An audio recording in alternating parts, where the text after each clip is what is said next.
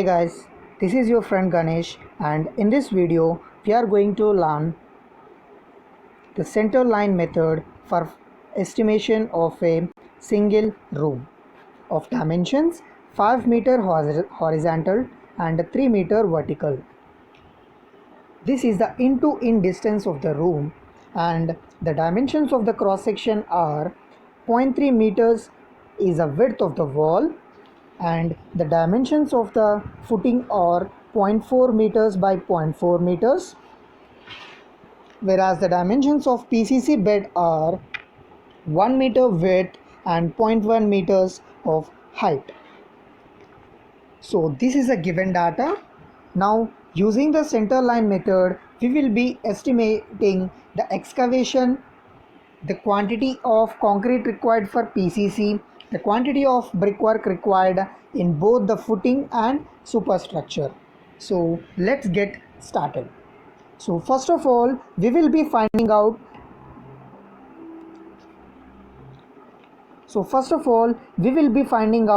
the center line length. The formula for center line length is equals to center to center horizontal distance plus center to center vertical distance into 2. We are multiplying it by 2 because there are 2 horizontal walls and 2 vertical walls. First of all, let us find out the center to center horizontal distance. So this is a horizontal wall. The inner to inner dimensions of horizontal wall are 5 meters, which is given in the question. Now it is also given in the question as this width of this wall is 0.3 meters. I have mentioned it in the cross section. The width of the wall is 0.3 meters. Therefore, when we are considering the center to center distance of horizontal wall, here we are having half of the width of the wall, and here also we are having half of the width of the wall. Therefore, the center to center distance of horizontal wall is equals to 5 meters plus 0.3 by 2 here and 0.3 by 2 here. Therefore, the overall center to center horizontal distance of a single horizontal wall is equals to 5.3 meters. 5.3 meters. Now, in a similar manner, we will be finding out the center to center distance of vertical wall or short wall. So as you can see in the diagram, this is the center to center distance of short wall, and as you can see in the diagram, the inner to inner dimensions of short wall are 3 meters, and here half of the width of the wall, and here also we need to add half of the width of the wall. Therefore, the center to center length of single short wall is 0.3 by 2 plus 3 plus 0.3 by 2, which is 3.3 meters. Therefore, the center to center length of a single short wall is 3.3 meters. Now we need to find out the center to center length. As per the formula, we are having the center to center length of horizontal wall plus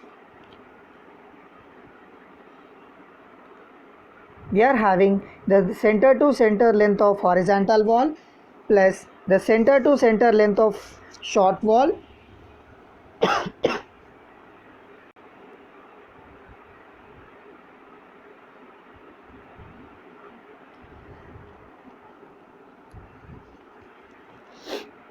we are going to add the center to center length of long wall and short wall, and we are going to multiply it by 2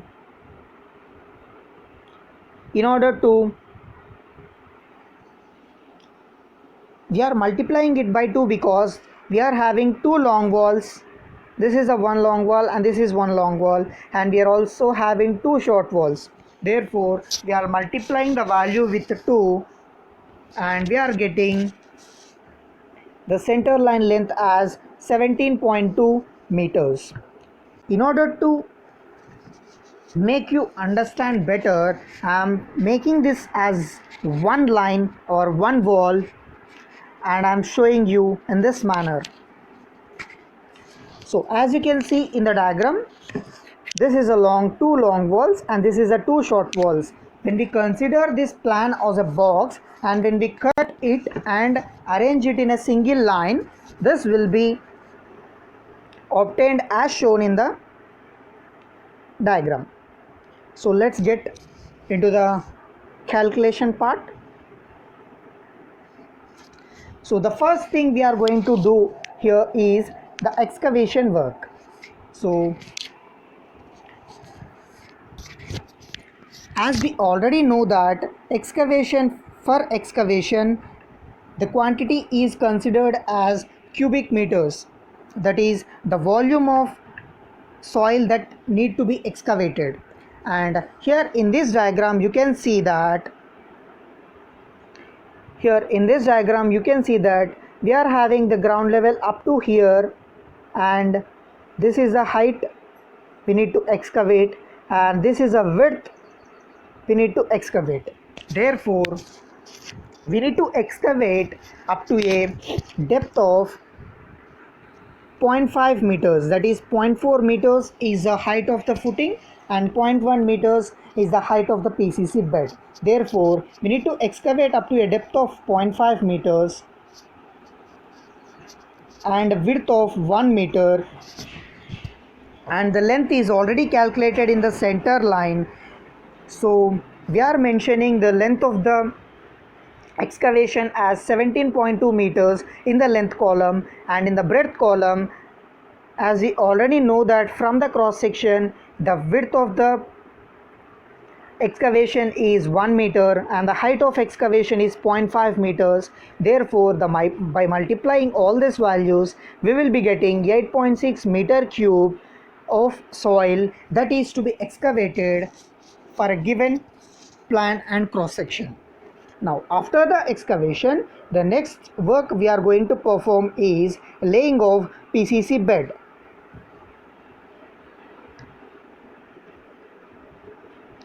So for PCC bed, the length value will not change and as well as the breadth value also remains constant because the breadth for both excavation and PCC bed are the same.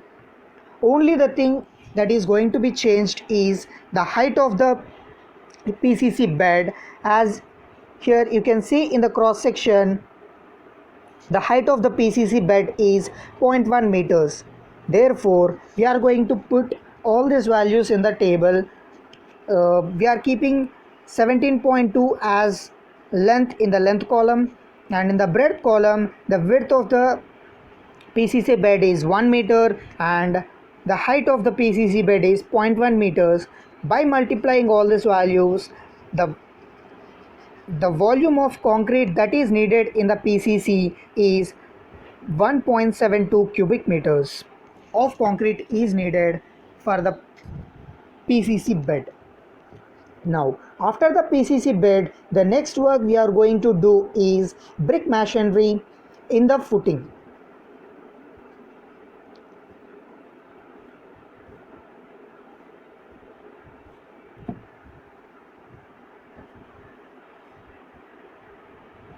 So brickwork in footing, as you can see in the diagram in the cross section, the dimensions of brickwork in footing are 0.4 by 0.4 meters. Therefore, the width and both height are 0.4 meters and the length will not change. The length will be remain constant, that is 17.2 meters. Therefore, in the length column I am noting the value 17.2 meters, in the breadth column 0.4 meters, in height column 0.4 meters. When I multiply all these values, I will be getting the volume of brickwork needed in footing, which is 2.752 cubic meters of brick is needed in laying the footing. Now The next work we are going to perform is the brickwork in superstructure. So for the brickwork in superstructure, the length will remain constant, that is 17.2 meters, and the breadth here is, the width of the wall is given in the diagram as 0.3 meters, as you can see in this cross section, and the height is mentioned as 3 meters. Therefore, both the breadth and the height values are 0.3 meters and 3 meters respectively. Therefore, the quantity of brickwork needed for superstructure is obtained by multiplying these three values, which is obtained as 15.48 cubic meters. So we are done with all the brickwork and PCC bed. Now the thing we are going to do is plastering for the brickwork in superstructure. Therefore,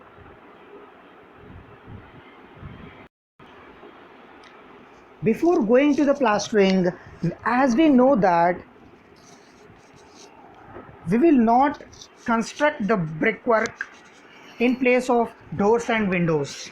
So for that, first of all, let us know where we are keeping the door and window.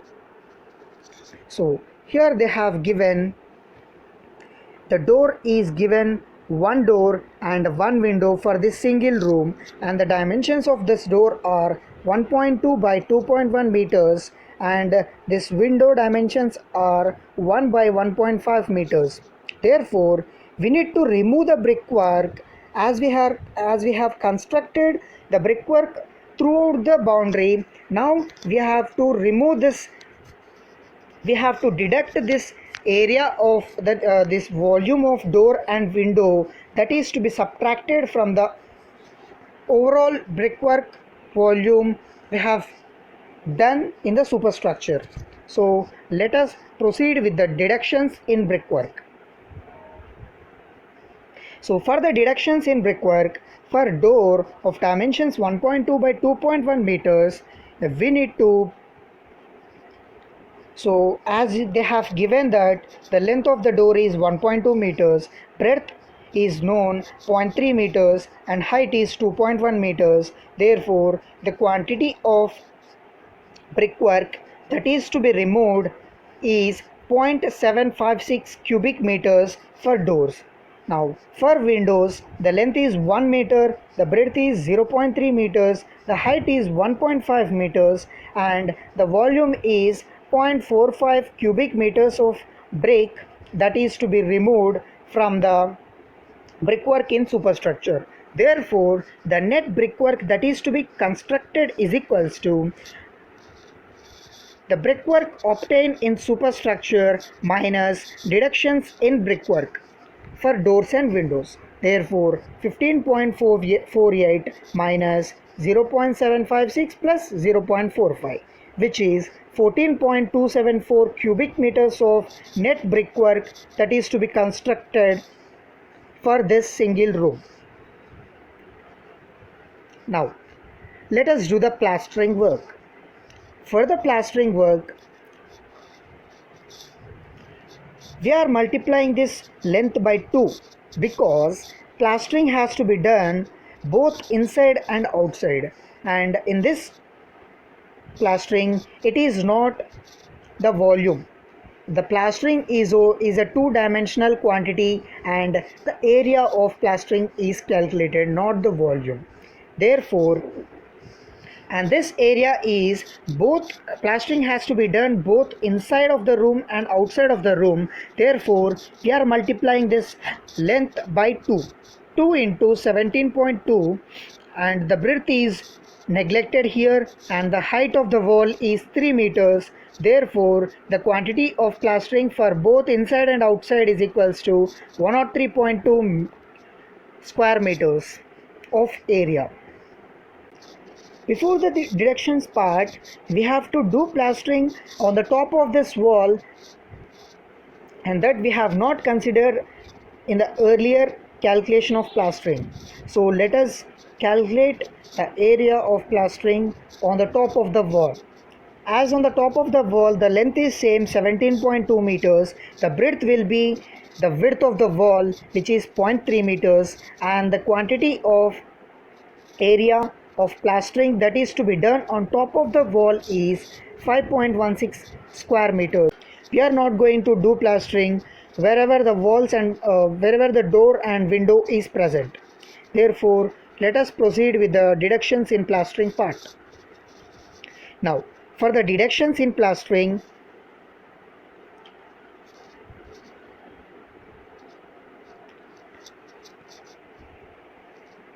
we are going to deduct the area of door and window in the deductions in plastering part.